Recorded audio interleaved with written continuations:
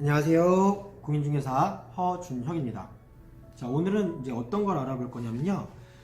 건축물 대장상에 이제 건물이 공장으로 기재되어 있는 경우가 있어요. 자, 그런데 이 공장으로 되어 있는 곳을 또 실제로는 주거용으로 사용하는 경우가 있거든요. 자, 이 경우 과연 이 주택의 경우도 주택임대차보호법에 적용을 받을 수 있는지 한번 알아보도록 하겠습니다. 자, 사연을 한번 읽어보면요. 자, 현재 저는 건축물 대장상의 용도는 공장으로 되어 있지만 그 내부 구조를 이제 변경하여서 주거용으로 사용을 하고 있는 건물을 임차하여 살고 있습니다 라는 내용이에요. 자, 물론 이제 실제 입주해서 살고도 있고 전입신고도 마쳤는데 이렇게 공부상으로 공장으로 되어 있는 건물도 주택임대차보호법에 적용을 받을 수 있을까요? 자, 하는 내용인데요. 자, 이 질문은 사실 실무에서 굉장히 많이 받는 질문이기도 합니다. 네, 실제로 반드시 공장뿐만 아니라 이제 건축물 대장상으로 상가로 되어 있는 경우도 주거용으로 개조해서 사용하고 있는 경우, 자, 이런 경우들에 대한 이제 질문이 많이 오고 있는데요. 자, 한번 알아보도록 할게요. 자, 우선 결론부터 말씀드리자면, 자, 위의 질문 내용, 공장으로 되어 있지만 실제로 내부를 개조해서 주거용으로 사용하고 있는 곳을 임차해서 주택으로 쓰고 있다면 주택임대차보호법에 적용을 받을 수가 있습니다. 자, 그 이유는 주택임대차보호법에 적용의 대상이 되는 주거용 건물인지 아닌지를 판단할 때 그 기준은 등기부등본이나 건축물 대장상의 어떤 표시만을 기준으로 삼는 것이 아니거든요.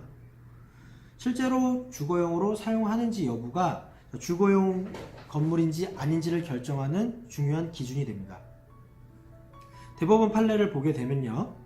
대법원 판례 1988년 12월 27일 87-2024 판결이에요. 자, 주거용 건물인지 여부는 공부상의 표시만을 기준으로 할 것이 아니라 그 실지 용도에 따라 한목적적으로 결정한다 라고 판시하고 있습니다. 자, 따라서 공부상의 용도가, 즉 건축물 대장상의 용도가 공장으로 되어 있든 상가로 되어 있든 하더라도 계약 당시 이미 그 건물의 내부가 주거용으로 개조가 되어서 사용하고 있었다면, 그리고 임차인이 이 건물을 임차하여 사실상 주거용으로 사용하였다면 주택임대차보호법이 적용이 되는 것입니다. 자, 그런데 여기서 주의할 점이 한 가지가 있어요. 자, 그 주의할 점은 뭐냐면 바로 그 시점인데요. 주거용과 비주거용을 구분하는 시점입니다.